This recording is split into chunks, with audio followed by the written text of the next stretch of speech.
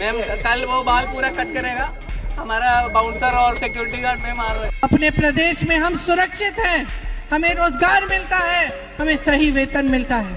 देखिए, आप सबके आशीर्वाद से मुझे प्रधानमंत्री के रूप में हैट्रिक बनाने का अवसर मिला। इन्होंने डबल इंजन की सरकार कहा था कि नहीं पिछले चुनाव में। असम में सरकार भी हैट्रिक बनाने वाली है। मैम आपका बस जा रहा है, आपका टीम में मैम मार रहा है। अच्छा।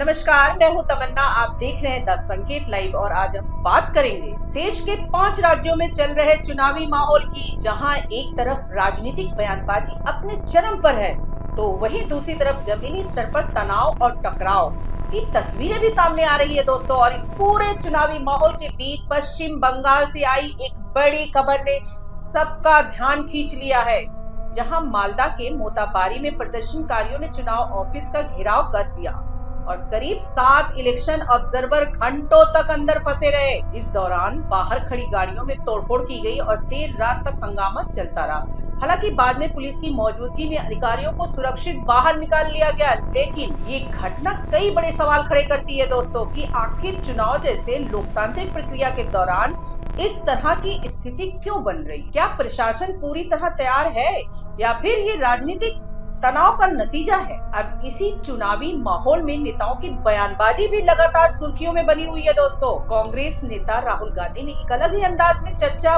बटोरी जब उन्होंने सोशल मीडिया प्लेटफॉर्म पर एक वीडियो शेयर किया, जिसमें वो केरल के बालुसेरी में बस यात्रा के दौरान यमराज के वेश में एक व्यक्ति से बातचीत करते हुए नजर आए। मैम आपका बस जा रहा है, आपका टीम में मैम मार रहा है। अच्छा। मैम कल वो बाल पूरा कट करेगा, हमारा बाउंसर और सिक्योरिटी गार्ड में मार रहे। इस वीडियो में राहुल गांधी ने मजाकिया लहजे में कहा कि उनकी सरकार की 25 लाख रुपए तक की हेल्थ इंश्योरेंस स्कीम से यमराज खुश नहीं है, क्योंकि इससे उनका काम कम हो जाएगा, लेकिन उनके लिए कोई दूसरा काम खोज लिया जाएगा। ये वीडियो जहां कुछ लोगों को हल्का फुल्का और दिलचस्प लगा, तो वहीं कुछ लोगों ने इसे चुनावी रणनीति का हिस्सा भी बताया। अब दूसरी तरफ प्रधानमंत्री नरेंद्र मोदी ने असम के गोगामुख और विश्वनाथ में जनसभा को संबोधित करते हुए बड़ा दावा किया कि इस बार असम में बीजेपी और एनडीए की हैट्रिक लगनी तय है दोस्तों। देखिए, आप सबके आशीर्वाद से मुझे प्रधानमंत्री के रूप में हैट्रिक बनाने का अवसर मिला। आप सबके आशीर्वाद से इसी मैदान में मुझे हैट्रिक लगाने का अवसर मिला है। मैं तीसरी बार आया हूं यहां और आपके आशीर्वाद से असम में सरकार भी हैट्रिक बनाने वाली है। हर कोई कह रहा है, आपको ये बार आपको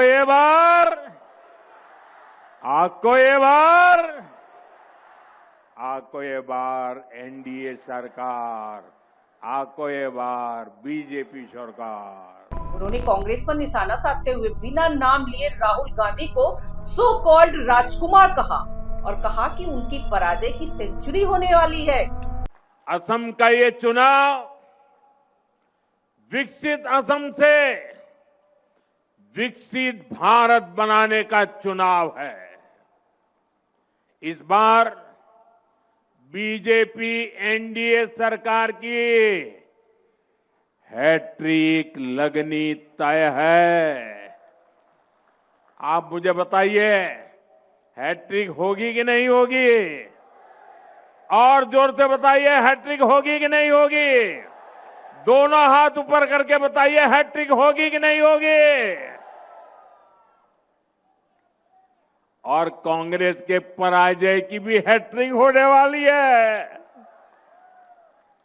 असम लगातार तीसरी बार बीजेपी एनडीए सरकार बना रहा है और कांग्रेस के जो सो कॉल्ड राजकुमार है ना, उनकी तो पराजय की सेंचुरी आने वाली है। यानी चुनावी मंच से बयानबाजी अब सीधे व्यक्तिगत हमलों तक पहुंच चुकी है दोस्तों। और वहीं कांग्रेस की ओर से भी जवाबी हमले तेज हो गए हैं। कांग्रेस सांसद प्रियंका गांधी वाड्रा ने असम के डिब्रूगढ़ में बीजेपी सरकार को डबल गुलामी वाली सरकार बताया और आरोप लगाया कि राज्य में माफिया राज और सिंडिकेट राज चल रहा है। इन्होंने डबल इंजन की सरकार कहा था कि नहीं? पिछले चुनाव में मोदी जी आते थे, कहते थे अब डबल इंजन की सरकार चलाएंगे, लेकिन इन्होंने डबल गुलामी की सरकार चलाई है। मोदी जी अमेरिका के गुलाम बन गए हैं और उनकी नीतियों की वजह से आज पूरा देश संकट में है। और हेमंतो जी मोदी जी के गुलाम हैं और ऊपर से ये चाहते हैं कि ये डबल गुलामी की सरकार इस असम के सुंदर प्रदेश और स्वाभिमानी प्रदेश की जनता को गुलाम बना दे, दबा कर रखे। आप सर उठाओ अपना, सीना तानो अपना और मन बनाओ कि जो नई सरकार आएगी उसके साथ एक नया असम आएगा। आपका असम, वो असम जो जुबिन गर्ग जी का सपना था, वो असम जो आपके दिलों में है, वो असम जो आप सबका सपना है, जिसमें आपके बच्चों का भविष्य उज्जवल बने, जिसमें ये भ्रष्टाचार बंद हो, जिसमें आपके बच्चे स्वाभिमान से खड़े होकर कह सके हम असम के हैं, हमने ये प्रदेश बनाया है, हमें रोजगार असम में मिलता है, जिसमें आपकी हमारी बहनें खड़ी होकर ये कह सके कि हाँ कोई हमें पूछ रहा है, अपने प्रदेश में हम सुरक्षित हैं, हमें रोजगार मिलता है, हमें सही वेतन मिलता है। तो अगर आप एक ऐसा असम चाहते हैं तो आप कांग्रेस की सरकार चुनिए। उन्होंने कहा कि यहाँ सब कुछ धमकियों के जरिए किया जा रहा है, यानी विपक्ष पूरी ताकत से सरकार को घेरने की कोशिश कर रही है। और अब अगर पश्चिम बंगाल की बात करें दोस्तों, तो वहाँ की मुख्यमंत्री ममता बनर्जी ने वीरभूम में जनसभा के दौरान बीजेपी पर हमला बोलते हुए कहा कि जब बंगाल आजादी की लड़ाई लड़ रहा था तब बीजेपी का अस्तित्व भी नहीं था। उन्होंने आरोप लगाया कि बीजेपी बंगाल का पैसा लूट रही है और झूठ बोल रही है। साथ ही उन्होंने ये भी कहा कि रामनवमी के जुलूसों में हथियारों का इस्तेमाल किया जा रहा है, जो समाज को बांटने की कोशिश है। यानी बंगाल में भी चुनाव पूरी तरह से राजनीतिक आरोप प्रत्यारोप के बीच लड़ा जा रहा है। और अब दक्षिण भारत की बात करें दोस्तों, तो तमिलनाडु में भी चुनावी हलचल तेज हो गई है, जहां अभिनेता से नेता बने विजय आज तिरुचिरापल्ली ईस्ट सीट से नामांकन दाखिल करने जा रहे हैं। उनके नामांकन को लेकर सुरक्षा के कड़े इंतजाम किए गए हैं और ये साफ दिख रहा है कि उनकी एंट्री ने राज्य की राजनीति में एक नया समीकरण बना दिया है। अब अगर पूरे चुनावी शेड्यूल पर नजर डालें दोस्तों, तो 5 राज्यों में अलग अलग चरणों में मतदान हो रहा है, जिसमें असम, केरल और पुडुचेरी में 9 अप्रैल को वोटिंग होगी, जबकि तमिलनाडु में 23 अप्रैल को मतदान होगा और पश्चिम बंगाल में 2 चरणों में 23 और 29 अप्रैल को वोट डाले जाएंगे। और इन सभी राज्यों के नतीजे 4 मई को सामने आएंगे। यानी आने वाले कुछ हफ्ते भारतीय राजनीति के लिए बेहद अहम होने वाले हैं दोस्तों। और अब सवाल यही है कि क्या यह चुनाव सिर्फ सत्ता की लड़ाई है या फिर इसके पीछे बड़े सामाजिक और राजनीतिक बदलाव की कहानी भी छुपी हुई है। और पश्चिम बंगाल में हुई हिंसा जैसी घटनाएं क्या लोकतंत्र के लिए खतरे का संकेत है या फिर ये चुनावी गर्मी का हिस्सा है? राहुल गांधी जैसे नेता जहां सॉफ्ट और क्रिएटिव अप्रोच के जरिए जनता तक पहुंचने की कोशिश कर रहे हैं, तो वहीं प्रधानमंत्री मोदी आक्रामक रणनीति के साथ चुनावी मैदान में है और विपक्ष भी पूरी ताकत से सरकार को घेरने में लगा हुआ है। और ऐसे में ये चुनाव सिर्फ नतीजों तक सीमित नहीं रहेगा दोस्तों, बल्कि ये तय करेगा कि आने वाले समय में देश की राजनीति किस दिशा में जाएगी।